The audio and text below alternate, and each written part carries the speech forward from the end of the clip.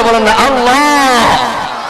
ওই আল্লাহ বলেন ইযা জাআ আজালুহুম লা ইস্তাখিরুনা সাআতাও ওয়া লা ইস্তাকদিমুন।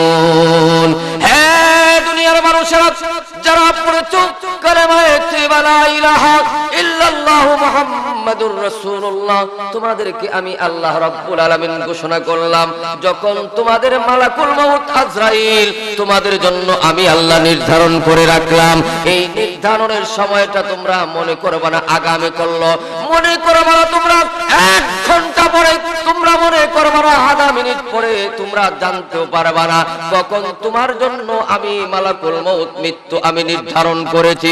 আমি পৃথিবীর মধ্যে আমার উম্মত সৃষ্টি জগতের জন্য আমি আল্লাহ সবকিছু আমি বানাইলাম। আমি আমার বান্দাদের জন্য হাত দান করলাম, বাম হাত দান করলাম, পা দান করলাম, চোখ দান করলাম, আমি দাড়ি দান করলাম, আমি জবান দান করলাম, আমি আল্লাহ রাব্বুল আলামিন তাকে কথা বলার জন্য লিসান ফসিহুল লিসান দিলাম।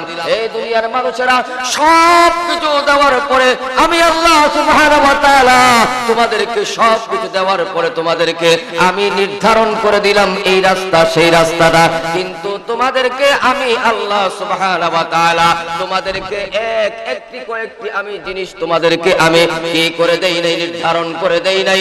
এর মধ্যে তোমাদের মালাকুল মউত মৃত্যু তোমাদেরকে আমি নির্ধারণ করে দেই নাই। বলেন সুবহানাল্লাহ।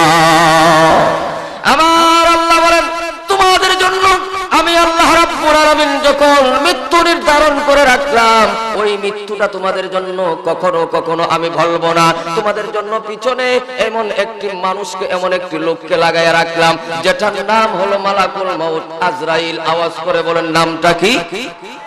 আজরাইল। এই আজরাইলকে লাগাই দিলাম।